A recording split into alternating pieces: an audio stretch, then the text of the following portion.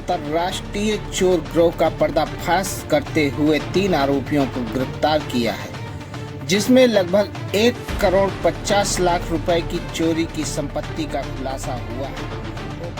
Commissioner Harinarayan Mishra ने बताया कि यह गिरोह चोरी से पहले सोने मकानों की रेकी करता था और फिर अन्य राज्यों में अपने साथियों को बुलाकर चोरी की वारदात को अंजाम देता था। बाहर से आने वाले चोर ये होटल या अपने घर में रुकवाते थे। गिरफ्तार किए गए तीनों आरोपियों को बिरसा, छिंदवाड़ा और भोपाल से पकड़ा गया है। इनकी गिरफ्तारी कोलार और कटारा हिल्स थाना क्षेत्र में हुई चोरियों का खुलासा हुआ। आरोपियों से पूछताछ जारी है। आपको बता दें, आरोपी चोरी के गहनों को मुथूट फाइनेंस में रखकर गोल्ड लोन लेते थे और उनके पैसों से ट्रेडिंग कंपनियों में निवेश करते थे।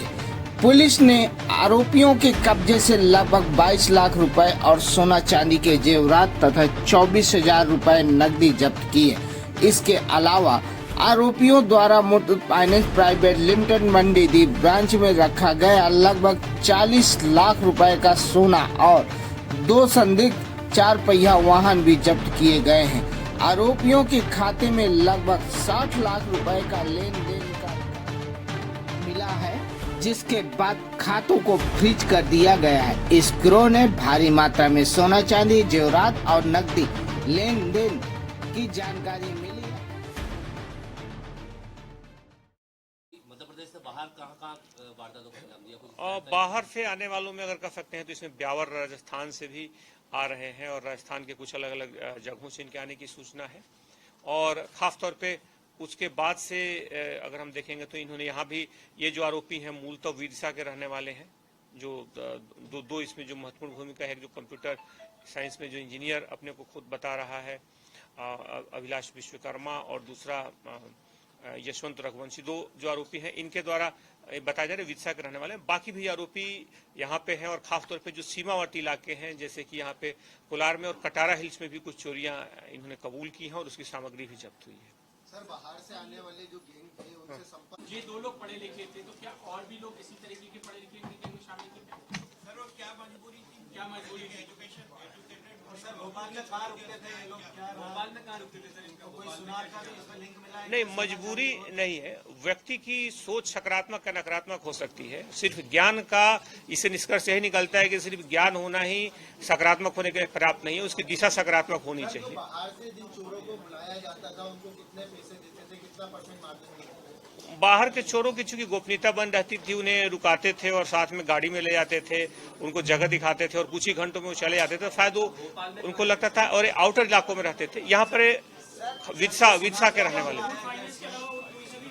तत्कालिक तौर पर इसमें अभी और कोई जानकारी अभी नहीं आई है। पुलिस से विवेचना में 60 लाख का लेन देन इन्होंने खातों में किया है। तो वो लोग क्या व्यापारी हैं या किसी पर्सनल व्यक्ति इनके संबंधी है, क्या जांच में आया है? नहीं, तो जो सूने मकानों उनमें चोरी की बात सामने आई है। इसमें कोई 60 लाख का लेन देन आपने लिखा, रिकॉर्ड आपको मिला है, उसको लेकर इन्होंने कुछ पैसों का निवेश इसमें ट्रेडिंग के लिए किया था। जो पैसे मिले थे तत्कालिक तौर पर उन्होंने पैसों का ट्रेडिंग के लिए इस्तेमाल किया था, तो इसके कारण कुछ उस तरह के पैसों की भी इसमें बात सामने आई है। इसमें हो सकता है कुछ और तरीकों से इन पैसों का निवेश करते हों और उसका और दुरुपयोग करते हों, लेकिन बहरहाल इसमें पुलिस का जो पूरा ध्यान है इस गिरोह पर है और इसके बाहर के कौन से स्रोत हैं, कौन से ठिकाने हैं, कौन से आपराधिक गिरोहों से इनके संबंध है, पुलिस का पूरी ध्यान इस पर है। और इसमें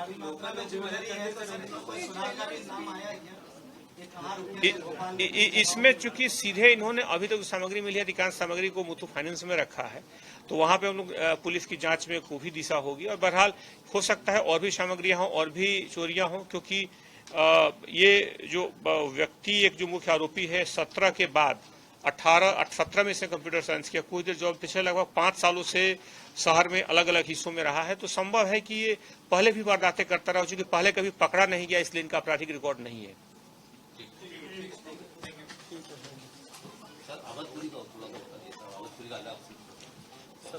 शहर में नकबजनी की वारदातों को लेकर के पुलिस ने इधर लगातार प्रयास शुरू किया था और इस बारे में लगातार एक व्यवस्थित तरीके से इसमें लगातार कार्रवाइयों के लिए पुलिस ने प्रयास किया, जिसका एक बड़ा परिणाम निकला है। और इसमें 2 अलग अलग गैंग सामने आए हैं, जिसमें इसमें खास बात है कि दोनों जो गैंग हैं वो उच्च शिक्षित हैं।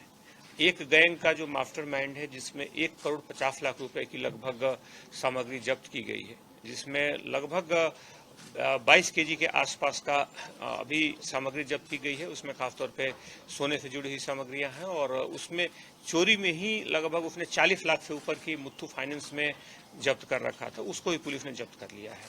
तो इस तरह से लगभग एक ही चोरी में 60 लाख से ऊपर के आभूषण और बाकी सोने से जुड़ी हुई सामग्रियां पाई गई हैं। तो एक गैंग है, उसमें विशेष बात है कि इसका जो मास्टरमाइंड है उसने यहाँ पे एलन सिटी कॉलेज से 2017 में कंप्यूटर साइंस से इंजीनियरिंग किया है।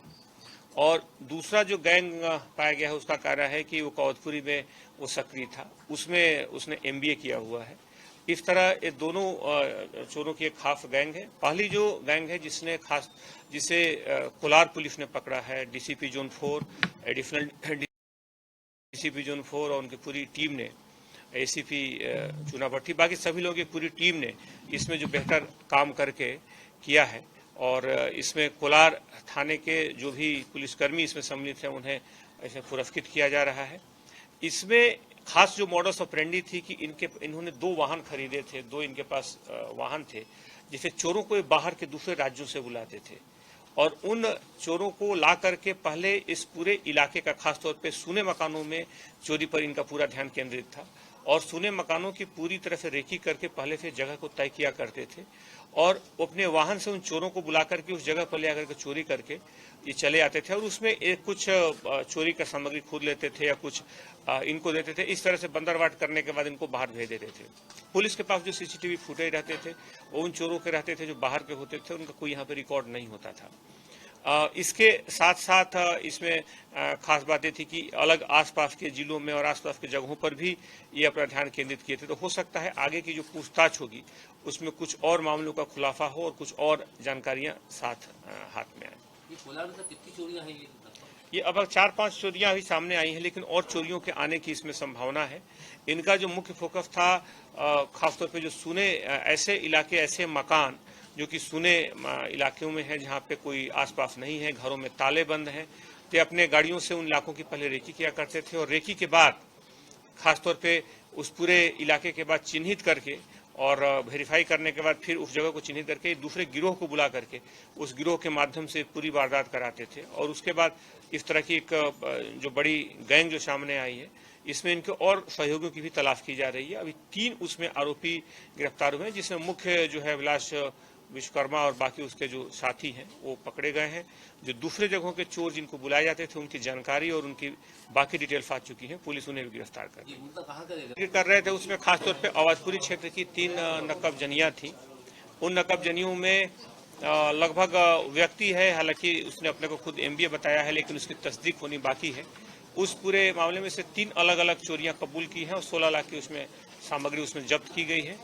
बहरहाल उसमें थाना अवधपुरी पुलिस और DCP जोन 2 की पूरी टीम ने इसमें काफी बेहतर काम किया है। MBA बता रहा कहाँ से करा सर उसने? अब वो अभी वेरीफाई अब करेंगे। उसका मतलब MBA का उसका वेरिएशन पूछना पड़ेगा, वो क्या समझ के MBA बोला। ये अंतर्राज्यीय गिरोह का ये भी सदस्य रहा है क्या? इसका कोई नहीं, ये लोकल चोरियां करता वो है। स्थानीय तौर पे चोरियां करता है, उसका कोई बाहर के गिरोह से संपर्क नहीं आया।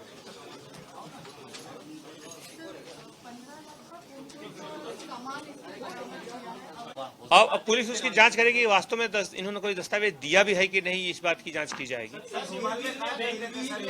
इसको ठिकाने क्यों नहीं लगाते थे, अन्य किसी राज्य में ले जाके बेचते? तत्कालिक बेचने में कई बार रिस्क रहता है, बेचने में कई बार पकड़े जाने की संभावना रहती है। इसमें पैसे लेकर के अभी हाल के दिनों में देखा गया तो पिछले 2 महीनों में एक बार ये थाईलैंड गए थे और दूसरे महीने में श्रीलंका गए थे। तो इन पैसों को तत्काल मिल जाता था, उन जगहों पर उसका वो उपयोग करते थे। तो इसलिए शायद आसानी से पैसे मिल जाने के कारण तत्काल शायद इस तरह के मोडस ऑपरेंडी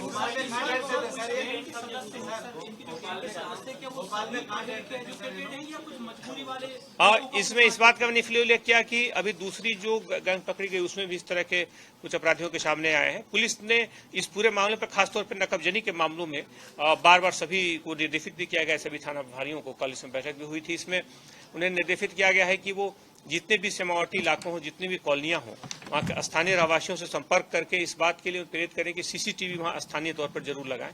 जो भी वहाँ पर बाहर से कुछ बेचने आते हैं या कुछ ठेले वाले या जो भी सामग्री लेकर आते हैं उनका भी तफ्तीक करें, उनकी भी जानकारी दें।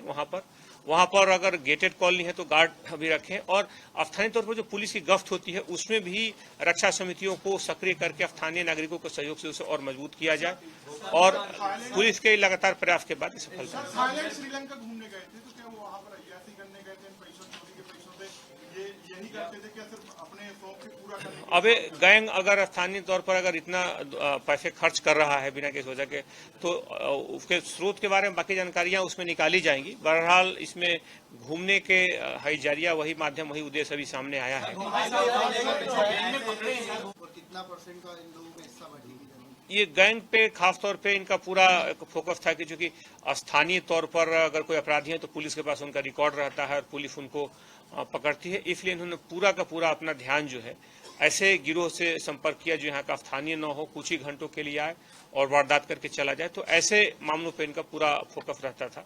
और पढ़े लिखे हैं, आपने बोला पढ़े लिखे हैं तो ये क्या अपना खुद का नौकरी भी करते थे, बिजनेस भी करते थे? हाँ, पहले एक आरोपी का पहले तेलंगाना में वहाँ काम करने की है, बल्कि इसमें उल्लेखनीय है कि एक जो आरोपी है जिसका नाम सामने आया है वो तेलंगाना से भी जुड़ा हुआ है। तो हो सकता है अब आगे पुलिस तफ्तीश करेगी कि संभव है कि शायद उस दौरान जब वहाँ रहा हो उससे जुड़ा हो या हो सकता है किसी नौकरी साथ करता हो, लेकिन पुलिस उन बिंदुओं पे भी तफ्तीश कर रही है। वहाँ से नौकरी छोड़ के फिर उसने आकर के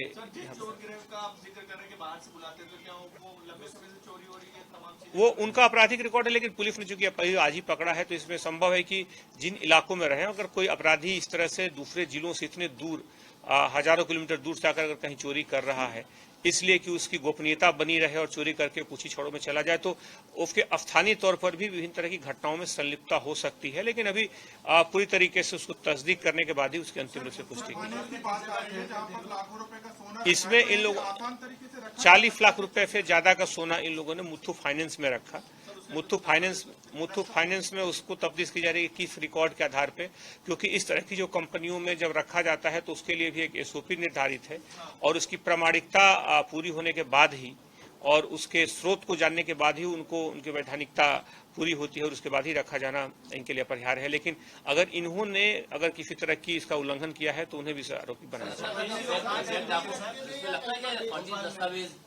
को बड़ी सफलता मिली है और उसमें आरोपियों से और पूछताछ की जा रही है। हाल फिलहाल में कुछ वारदातें हुई थी जो आउटर के सीमावर्ती क्षेत्रों में, उसमें सफलताएं बड़ी उल्लेखनीय है। इसमें टीम का नाम भेज देना फिर पुरस्कृत किया जाएगा उन्हें। मिसरौद में कितने पकड़े गए? 2 पकड़े गए। इसमें 4 वारदातों के खुलने की संभावना है। 4 वारदातें खुल चुकी हैं और 2 आरोपी पकड़े गए हैं, उनसे और पूछताछ की बाहर के हैं, दाहोद के। ठीक है फिर ठीक है आप